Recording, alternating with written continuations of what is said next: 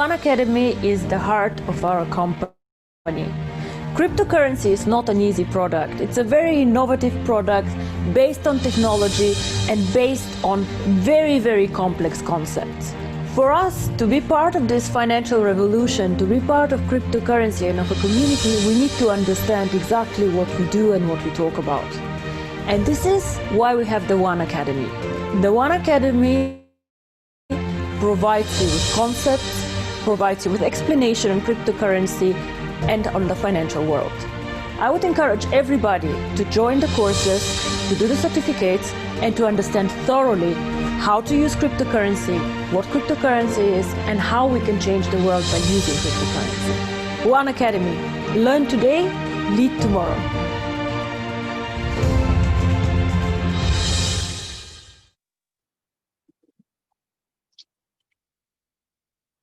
Pleasant good afternoon. Greetings to all. Good day, good evening to everyone from the Caribbean and the rest of the world. Welcome to our OneAcademy Zoom call for 2020, the Lunch and Learn edition. We certainly appreciate you being on the call with us today. My name is Dwayne Cadiz, and I am an independent marketing associate within the One Life Network from Trinidad and Tobago, and I'm your host, and I'm here with a reminder of why we're here. Our founder, Dr. Ruja Ignatova, has said that we learn today and lead tomorrow. What is OneAcademy? OneAcademy is an innovative e-learning platform covering a broad range of topics, including financial areas as financial analysis, asset management, Forex, the stock exchange, cryptocurrency, and much more. Our mission is to provide our students with the guidance and educational material needed to achieve financial literacy. OneAcademy was developed by finance experts and academics. It is highly structured and easy to understand.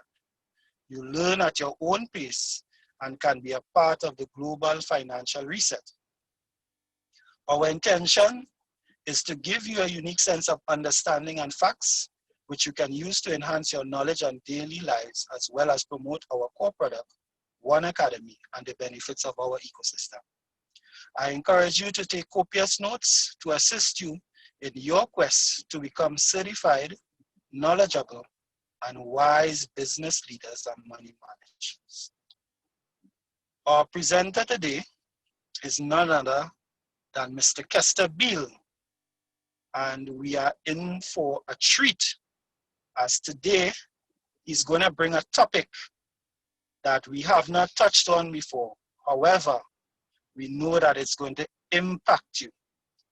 So with no further ado, I would like to introduce today's presenter, Mr. Kester Beal. Mr. Beal, are you with us? Greetings, Dwayne. Yes, I am here. How are you? I am excellent, sir. Glad to be alive in 2020. And as I was just telling a colleague of mine, Definitely. in the midst of chaos, there is opportunity. Over to you, sir. Correct. Okay, thank you. Greetings to everyone, every part of the world. Last week, we had our panel discussions, and we had a presentation by Mr. Alvin Morton dealing with inflation. But one thing that is never touched, in fact, it is kept, as they say, like apocrypha, well hidden away, is the topic of deflation. So the question is deflation being hidden from us? I have never heard an economist deal specifically with deflation. Everyone knows about inflation, speaks constantly about inflation. But deflation seems to be well hidden away.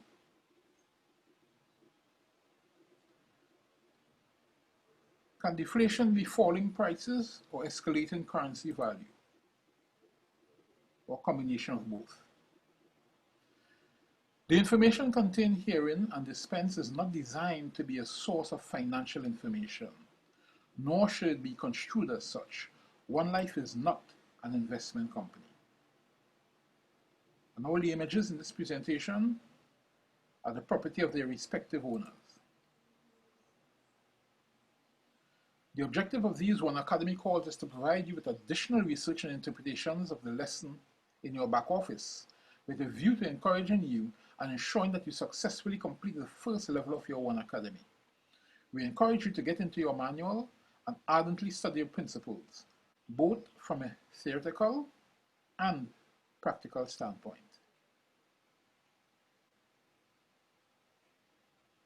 I need you to step up to the level 1 challenge.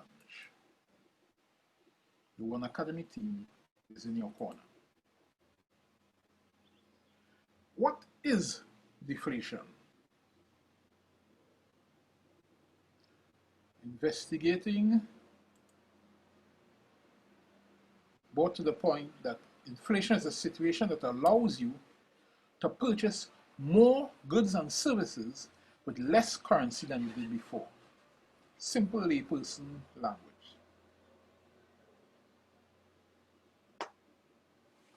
If you have ever experienced that, you're in a deflationary economy. Deflation occurs when inflation is less than 0. And notice in this description, when inflation, it is still tied to inflation. It appears that deflation cannot stand on its own. But this is significant. Deflation, that is, because you are able to maximize your income, earnings, and savings.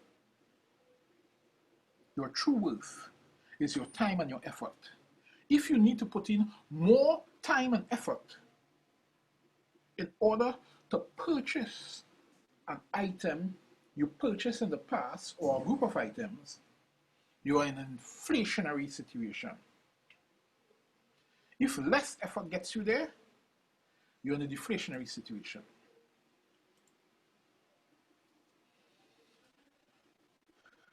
Can deflation never be good? Typically, notice this article by Rakesh Sharma, February 16, 2020. Typically, deflation is a sign of a weakening economy. Economists fear deflation because falling prices lead to lower consumer spending, which is a major component of economic growth. Companies respond to falling prices by slowing down their production, which leads to layoffs and salary reductions. This further lowers demands and prices. I call this financial sector rhetoric. We need to identify that Switzerland has been experiencing price deflation since early 2015 due to a strong franc. That's their local currency. Financial experts tend to be of the opinion that deflation is worse than inflation. The prognosis reports that the fall in prices would deter production, thereby forcing the lessening of the labor force, along with falling demand as cheaper prices cause consumers to exercise caution due to lesser prices in the future. My question is, has this ever been proven?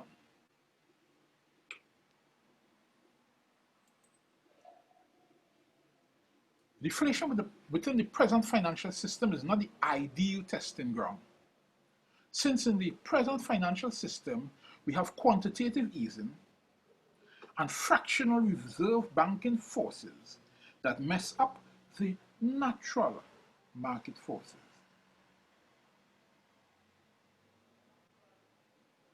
So the effects of deflation within that type of scenario is not the proper testing ground to test deflation. If your parents or your grandfather told you they paid $5 in a taxi to go from San Fernando to Port of Spain, and you now pay 3 times and more that amount, where did your value go? This is a question you must ask. So let's take a look at deflation. And I wouldn't like to deal with this on my own.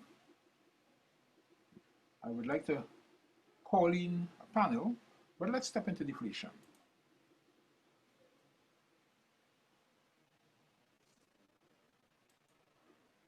What we're going to do in this video is talk more about inflation and deflation, which we've talked about in other videos. But we're going to talk about it in the context of who benefits and who gets hurt, especially in a situation where people are lending money to each other at fixed rates. So let's set up a little scenario here. So let's say that this is today, and this is in 1 year. So in 1 year. And today, I need my teeth cleaned. It's an emergency. But I don't have money to clean my teeth. It costs $100. And you're my okay friend, and you say, yes, you do need your teeth cleaned. I will lend you $100, but I want to charge some interest. So today, from my money, I am going to borrow $100 from you, my okay friend. And in a year, I have to pay back, you're going to charge me 10% interest. So I'm going to have to pay back $110. Now let's think about some different scenarios on inflation. So let's imagine a world where there's no inflation. So let's say today is my base period where the CPI is 100. And let's imagine that the actual basket of goods in our country is actually $100. It'll help us visualize things a little bit more. And let's say we have no inflation. So in 1 year, the CPI, that basket of goods, is still $100. So in real terms, and in future videos we'll talk more about real and nominal terms, but in real terms, you could buy 10% more with the $110 than you could with that $100. So you really got a real 10% return. But now let's imagine a scenario with a little bit of inflation, a reasonable amount, where in our base year, our CPI is 100, and then in a year, maybe we've had 2% inflation. So now our consumer price index is 102. Well, in this scenario, you're now, and especially if we view that basket of goods as actually costing $100 in the first year and then $102 1 year later, as we've talked about, that's not always going to be the case. In fact, in most countries, it's not that you can actually buy that basket of goods for $100. The 100 is usually just to be indicative, but this is to help us make things a little bit more tangible. In this world, you're going to be able to buy more than a basket of goods, but not 10% more. You're going to be able to buy a little bit less than 8% more. And then we can set up a scenario where we have fairly extreme inflation. And this will make things very clear, where our CPI goes from 100 to, let's say that prices more than double. So let's say we go to a world where our CPI, so this would be pretty extreme inflation, where our CPI goes to 220. So this is really interesting, because right now, at the present, what you are lending me, that's equivalent to the basket of goods. I could actually buy the basket of goods there, while in year 1, what I'm paying back to you, you can only buy half a basket of goods. And so you lent me money, and even though nominally it looks just superficially like you're getting 10% more in terms of dollars, you can buy half as much with that $110 as you could have bought a year ago with that $100. So in this world, even though it looks like you're getting a 10% nominal return, your real return is pretty bad. Your real return is negative 50%. You can buy half as much with what you're getting paid back as what you originally lent. And so the general trend here is when you are in an inflationary environment, especially when the inflation is more than expected, oftentimes the interest rate will bake in some inflation. People will expect some inflation in the interest rate. But in general, inflation is going to, the more inflation you have, I mean, think about it from my point of view. I borrowed something where I could have bought the basket of goods, if you imagine the basket of goods actually costs $100, and I'm paying back something where that would only buy half a basket of goods. You can even imagine with that $100, I buy a basket of goods, and then a year later, I sell that basket of goods for $220, and then I only have to pay half of that $220 back to you. And so I wouldn't have gotten my teeth cleaned in that situation, but I would have been able to profit from that thing. And so inflation, especially when it's more than expected inflation, it benefits borrowers at fixed rates, benefits borrowers at fixed rates. And I keep saying at fixed rates because it's possible that your interest rate might somehow be pegged to inflation, in which case it might not benefit much. And it hurts lenders. It hurts lenders at fixed rates. Now, as you can imagine, deflation is going to be the opposite. And to make this very clear, I'll make a very extreme deflationary scenario. Imagine we go from a CPI of 100 to a CPI of 55. And if we literally view that same basket of goods that would have cost $100 only costs $55 now, think about it. I am borrowing equivalent of a basket of goods, and then I'm paying back to you 2 baskets of goods. $110 would buy 2 baskets of goods in a year. And so in this deflationary scenario,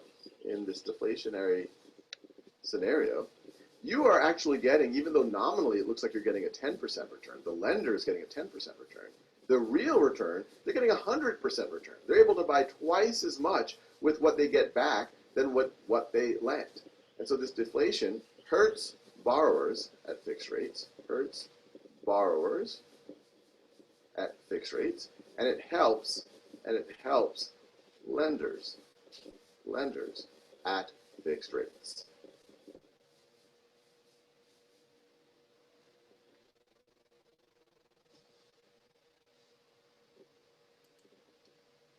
Okay, I hope that was clear enough. I had an Irish teacher who always said, neither a borrower nor a lender be.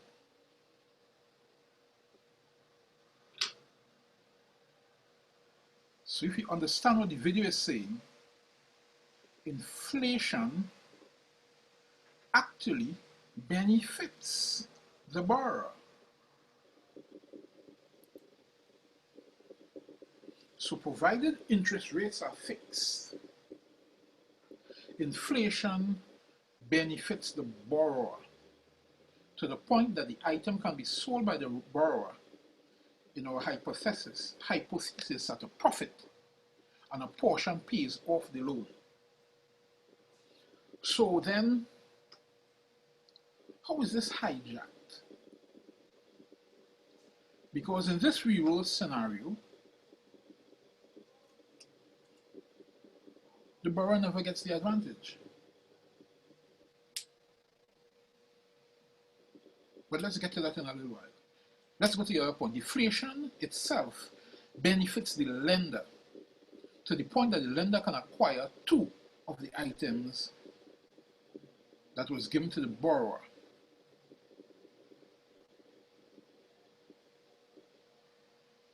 So, let me invite a couple of my panelists to jump in at this point in time. Mr. Ivan Mark, Mr. Dwayne Cadiz, and I think I have Mr. Alvin Morton here with me.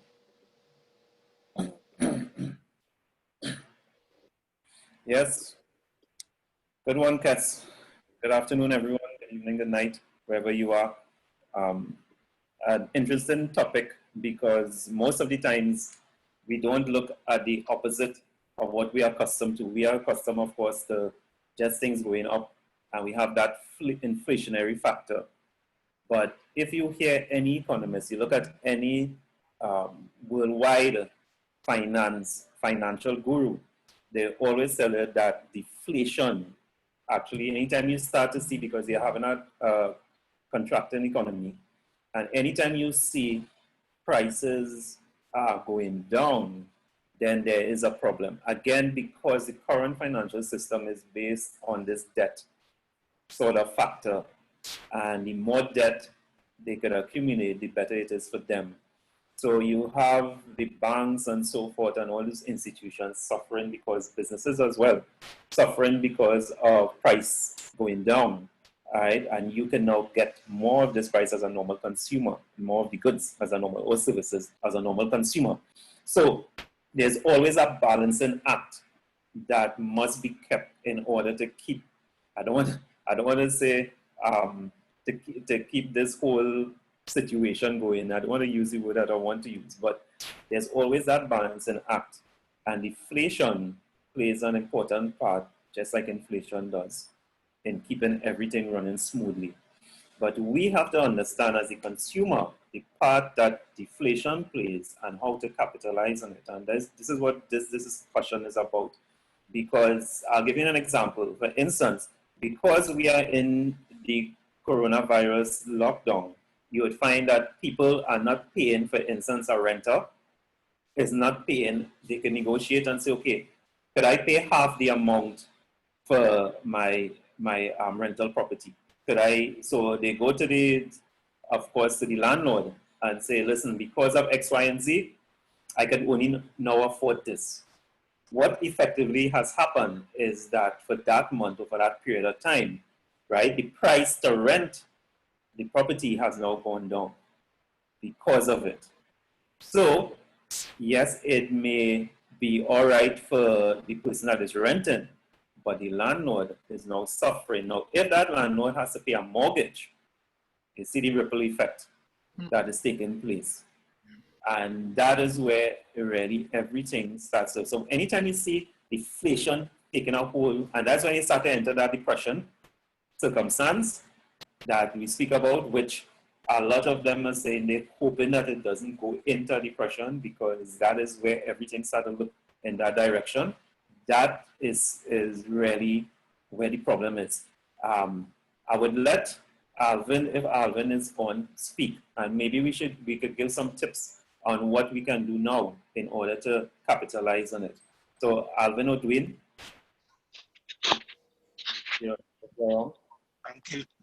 Thank you.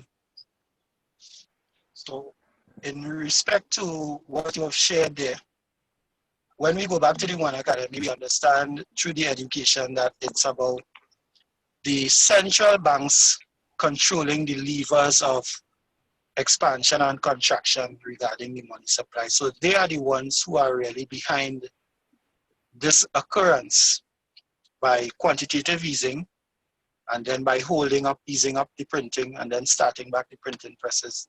They are the ones who are controlling these mechanisms that cause that expansion and contraction. And of course, because they know what they are about to do, they also position themselves to benefit on both sides of the divide. In one instance, they can be the lender in order to make a profit. And then on the next side, they become the borrower because they know that it's going to benefit them to borrow in this particular circumstance or in this particular period of time to maximize on their profits. So it's all about manipulation of that system. And of course, because when we are not educated about it, the only thing that can happen to us who remain uneducated is that we will become victims and subsequently casualties of that system. That's right, Dwayne. Because again, they do it in order to suit them. And according to what position the economy is in, they can now maximize, as you say, they could wrap it up and really, make that extra impetus and make a lot of money in both sides, deflationary or inflationary. And it's because we, the normal layman, don't understand exactly what. So sometimes you see a bank, for instance, giving loan sales, right? Because the interest rate is pretty low, and you go and you start to take out the loan and everything like that, not understanding that they know what is coming after that. And they are acquiring your property now or whatever very cheaply. So this is how the racket really continues. This is how it really works. So literally, it is the scale. So it's the scale of two, the same economy, but it is a scale that needs to be constantly looked at. And we have to understand when it's going in a certain way, how we could capitalize. And we also have to understand when it's going to inflationary, or we could also capitalize. And that is, and I'm making a plug here again. And one of the key things with the Forex, this is what we really benefit on the Forex, because if it's selling or buying, you can make money if you understand. And the Forex trading, which is also part of the OneAcademy, really gives you that insight to know when and how to capitalize on both sides of the scale. And it is part and parcel of the OneAcademy. Ivan? Yeah? Why, that is why originally reserved Forex trading for the banks only. Yeah. Yeah. And it is because they are the market makers. The banks, the big institutions, we talk about JP Morgan and all of these guys. They are the market makers. They manipulate the markets. And Alvin was talking about the gold when we looked at the figures from the debt clock and understand that the ETS and so forth for gold and the gold price itself, the disparity is too big. And you have to understand that, listen, something is wrong there somewhere. But if you don't understand the correlated figures, how can you make a proper decision? How can you make a proper decision? So things like these, really, the education and the facts that we give really opens your eyes to what is going on. And maybe analogy again with the phone and the apps. Finance is such a big field, but yet all we know is to stick a card in a machine. We know to go to the bank, beg them for a loan. We don't know the terms and conditions that the loan basically have, because we just say sign here, sign here, sign here. We don't read the fine print. We don't understand that we have certain rights as borrowers, that the bank just cannot do everything, but the bank don't let us know. And if we do not understand our rights, the bank take advantage of that. The banks take advantage of ignorance. And in today's society where there's information abounding, there shouldn't be that ignorant factor. Then there's no excuse. There's none. So in times like these, what people are supposed to be doing is really looking at all the banking and finance laws. And because new laws are coming, sure, new laws are coming. But if we don't understand what existed before, we could never understand what is coming. We can never understand that. All right? And Well, this is based on this, based on this slide I have up here, I want to throw something else into the arena. A government sends out contracts to various contractors to do a job. A particular contractor qualifies to execute that contract, and the contract is completed, and they don't get paid until 10 years later, when inflation has eaten away all of their profits. So that's why this inflation benefits the borrower. Yeah. Go ahead. Yeah, so they have the cost of borrowing, and they also have the cost taken up of inflation, because the value of money now is totally different than the value of money 10 years down the road. So, yeah, so it is a critical position to be in. At any point in time, to wait for payments on something that is already done. I like to see. So I think Alvin. I like to see that. Yeah. Tag team, yeah. I'd like to see Alvin's take on it. Yeah.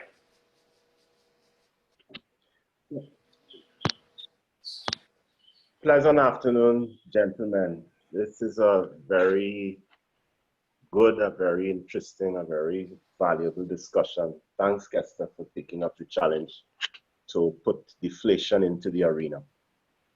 I can remember when I was doing the presentation on inflation, I noticed the conversation about deflation and that there was a division of opinion amongst the economists on it. There were those who said that there are benefits, there are those who said that there are demerits. And at the time, the research I was able to look at suggested that the jury was out in terms of which group of economists held sway. The thing is, as the slide indicates here, one particular group, one particular aspect of it, inflation benefits borrowers, and then we have deflation benefits lenders. But one of the things that it seems to me, because in economics we were always taught, at least when I was exposed to this at A level, that a floating currency, and I think that that might be an interesting angle because many of us, many countries came from a fixed exchange rate system onto a floating exchange rate system. Jamaica went the route of a full floating currency, and we can see the results of that. I think Trinidad learned from that, and we went with what is called a managed or dirty float. So that there's, yes, there is a measure of market forces, but these are modified by interventions from the central bank. And it might be interesting to examine the same inflation and deflation from that context. As it relates to cryptocurrency, though, it would seem to me that because the currency always creates appreciating capability, it would seem to me that this would be one of the reasons why deflation would now be seen as an issue. Because you have a currency that now buys more or has the potential to purchase more. And this is from the consumer's perspective now, than would normally be the case in an inflationary situation. And this might be one of the big resistance points. Apart from the cryptocurrency not being controlled by the central bank as part of the monetary policy framework, at least not yet anyway, CBDCs may change that. One of the big issues that clearly remains a stickler for them is perhaps this deflationary thing, that concern that from the standpoint of what we talk about at the One Life level is of benefit to the consumer and also to the producer, because both groups benefit. The producer benefits from having an asset, a currency, a unit of exchange, a store of wealth, a store of value that increases over time, so that there should be less need for factoring in or baking in or building in inflation. Consumers have also to benefit because one unit of their buying power increases as time progresses. The rule of 72 works to their favor, instead of in an inflationary situation where the rule of 72 works to their demise. Okay. The rule of 72 being sorry, not cutting, but you see that point you are making there? No, you realize that anytime the consumer has to benefit, what is the problem? Anytime the benefit is towards the consumer, there is some challenge with the people who is basically controlling this whole racket. Right? Correct. So yes, cryptocurrency basically, because in reading Robert Kiyosaki's book, I think he made mention that really and truly prices really not supposed to go up. Prices supposed to get cheaper on goods and services as time go on. You see it in some extent with electronics and new gadgets that come in, and then after they go down as time more or less go. And that is how the economy is supposed to work. But again, because of this fiat currency situation, you find that this happening because the whole thing is based on debt and producing more and more money.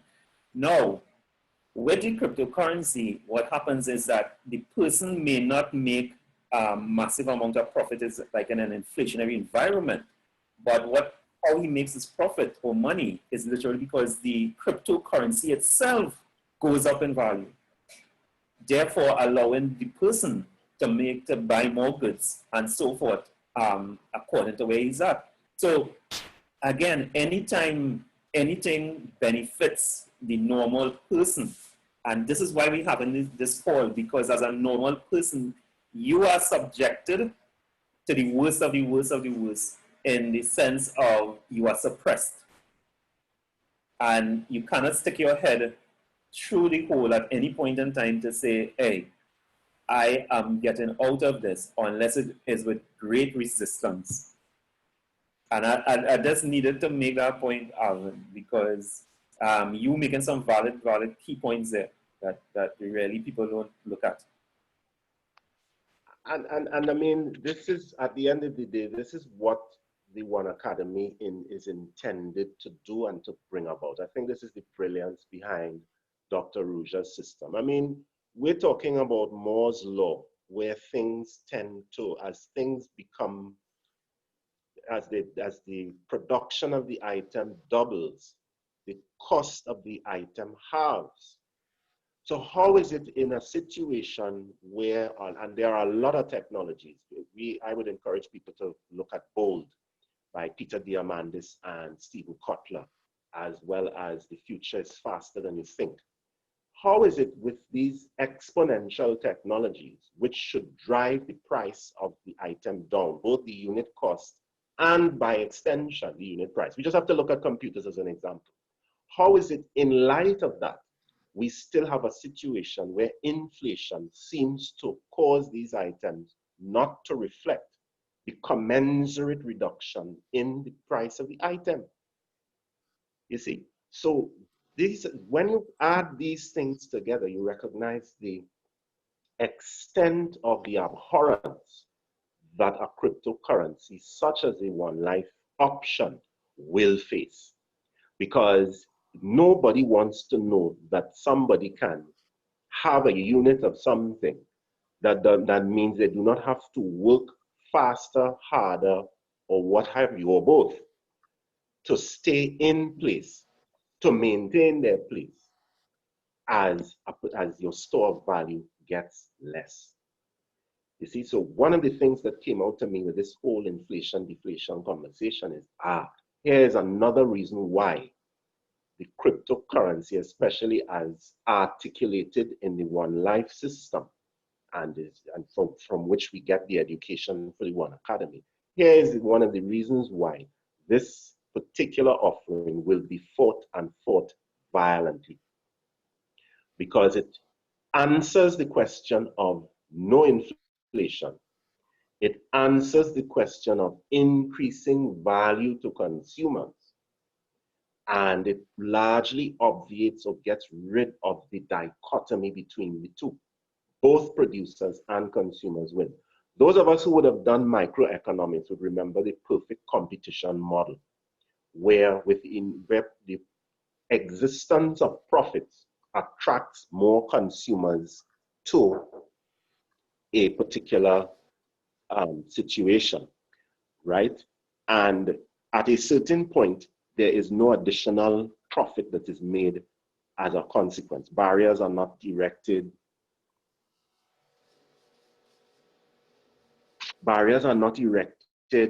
And these kinds of things to preserve the position that people have, specific producers have, and so on. Laws have been passed to try to deal with that, antitrust legislation and the rest of it. But we understand that you can manipulate some of these things using particular devices. Yeah? So with all these theories, somehow we are yet to see the actual benefit. And this particular innovation called cryptocurrency answers, in my view, a lot of that, and therefore brings about the particular reactions against the successful and consistently sustained implementation of what is on offer. So back to you, Kes. Love it. Okay, so basically, we need to understand that we, in One Life, as IMAs, we are experiencing deflation, the tale of two economies. We operate in an inflationary economy, which is a natural economy. Well, I'm using the word natural very lightly. And we exist in the One Life economy through Deal Shaker, that is a deflationary economy. So we need to realize that the experimentation that these so-called professionals deal with is in no way factual. Because in a deflationary economy, you do not need quantitative easing. You don't need to print more. Because what you have will be increasingly sufficient. So we need to wrap our head around deflation so we can argue it as an option in a proper framework that can be analyzed. Same way they do analysis, and a section of economists say deflation is bad without ever having tested it, because there are not many areas that experience deflation for it to be tested. They are simply presumptions, speculations. We in One Life have no slowing down of production. We have no layoffs and no salary reductions. They are looking at quantity in terms of finance. I want to sell it for more and increasing quantities of currency, while the quality of the currency suffers. In One Life, we look at the quality of our cryptocurrency, because we want to hand something to our children that is of a true benefit to them. At this point in time, I'd like to hand you back over to my host, Dwayne Cadence. Oh my, oh my, oh my, oh my. I'm definitely overwhelmed at this point in time. The conversation has been more than stimulating, and it should encourage us all, whether active or inactive, to learn. I mean, this is what the OneAcademy is about. It's about learning, being able to beat those financial traps that have been set before us from time immemorial, the traps that our grandparents, our foreparents would have suffered because of lack of knowledge, lack of financial knowledge and understanding. And it behooves me that persons would have participated in the One Life network and really not engage in OneAcademy education. I was inducted to this back in 2017.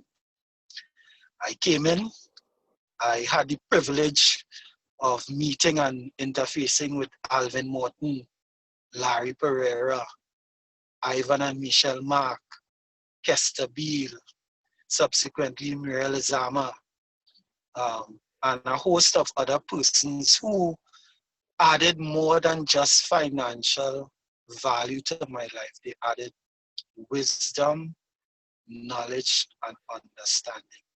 And of course, I want to thank Dr. Ruja for creating this product to enlighten us. And when we can all sit have a discussion, and there were certain elements that didn't jump out as I mentioned in the chat.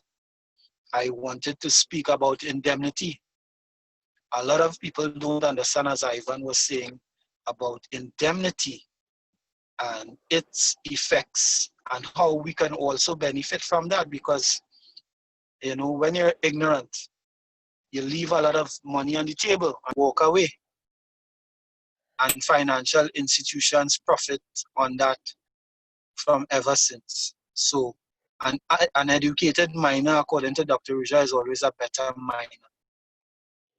And when we make ourselves aware of the different traps that are set both emotionally and otherwise, we will make ourselves truly wise and knowledgeable business leaders and money managers. So at this point in time, I understand that we have our deal shaker merchant of the day. I saw an inclination that it is you, Mr. Kesterbill. Are you our deal shaker merchant of the day? That I am, correct.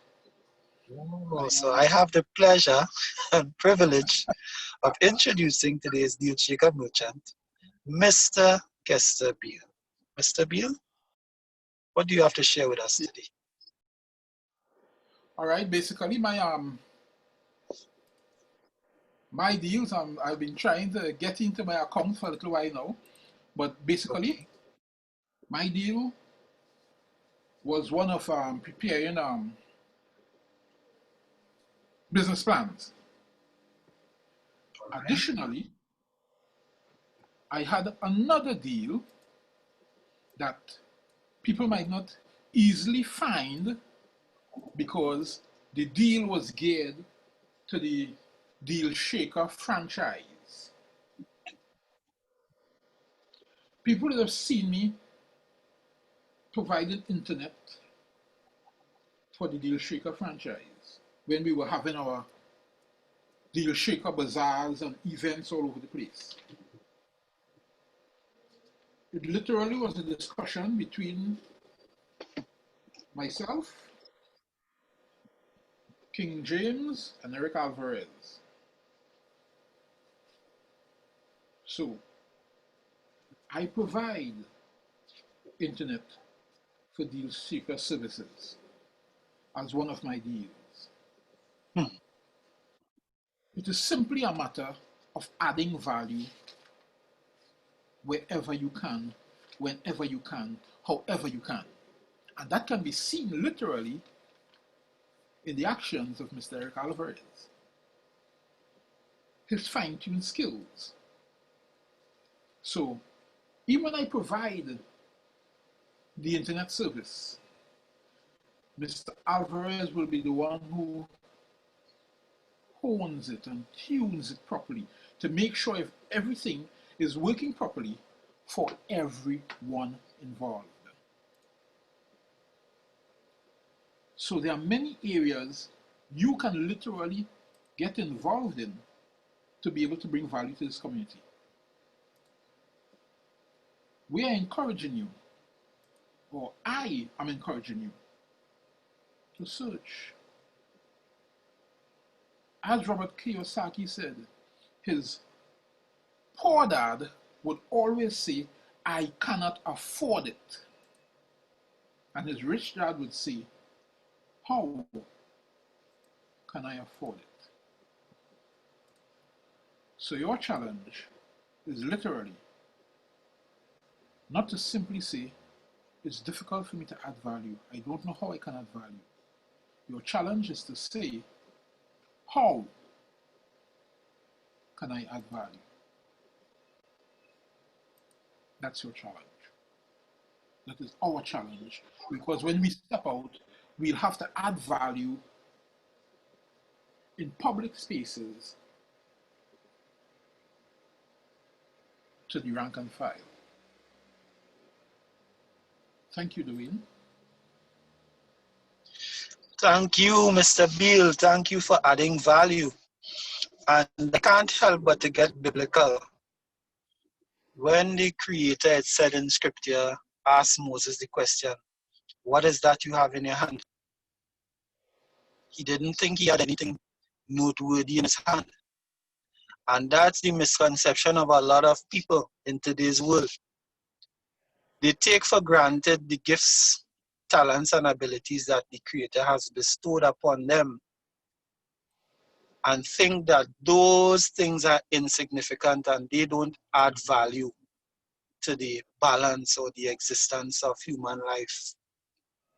But those are the gifts, talents, and abilities that the Creator has given each and every one of us in order to make this world a better world.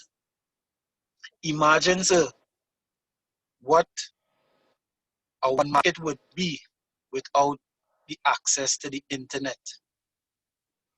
Can you imagine that? You understand, Mr. Bill? Preferably not. I Right, prefer nothing. preferably not indeed. Correct. And so people, the question is, what do you have in your hand? What skills, talents, and abilities that you have that you are misconstrued about, that you are telling the world and the universe that, listen, what I have is insignificant. It doesn't matter. I can stay in my little corner of the world and I don't really have anything to do to impact today's world. When the scripture itself says that the whole creation groans, waiting for the manifestation of the sons of God. Who are the sons of God? You are the sons of God. Come forth. Take your place in this world. Carry out your purpose, no matter how insignificant you might think it would be. Listen, there's somebody who is waiting on you to go to the next level based on your actions. And it's all about actions, not inactions. No productivity happens when there's inaction. Productivity only happens when there's action, right? And that's why I love leverage. That's why I love the fact that our community is 3.5 million persons. So it means even on the day when I don't feel to be productive, there is 3.5 million other people who can be productive. And I can share in the benefits of their productivity. That is what I love about leverage. And I learned about leverage through One Life. So folks, let's identify the opportunities that we have. Let's do some self-evaluation, introspection, whatever you want to call it. But look, do some assessment, see what gifts, talents, and abilities that you have to add to the whole, and do just that. Add to the whole. And see that little contribution having such a major impact that it raises the value of not only what you hold, but what others hold. Thus making our community a happier community, thus engaging the mandate of the One Life community to increase the value, not only the physical value, but the emotional, the psychological, the psychosocial value of the persons within our community. And that is what we want to engage our membership, right? So if you are listening to this recording sometime thereafter today's program, know that you have a valid contribution to make to our community, and we implore you to step up and do so. No gift that the Creator has given you is not without benefit, and it's not only to benefit you, but it's to benefit the world. So come with it. Put it out there. And definitely I see a pleasant smile upon Miss Muriel's face. And it wouldn't be fitting if I do not engage her, ask her to engage her microphone and make a contribution before we close off today's call. Ms. Lazama? Dwayne, there's very little that I can say after these esteemed gentlemen have spoken. You know, and guess someone spoke about that the value of money and that whole 10-year issue. And apart from business, there are other personal people who experience that. You have people who are waiting on things like gratuity that's taken 6, 7, 8, 9, 10 years when their spending power has been depleted, you know, and there's no way to get that, but governments would not give them an interest. So you have a lot of things happening that really is at variance with the populace, but as benefit with the big business and with the banks.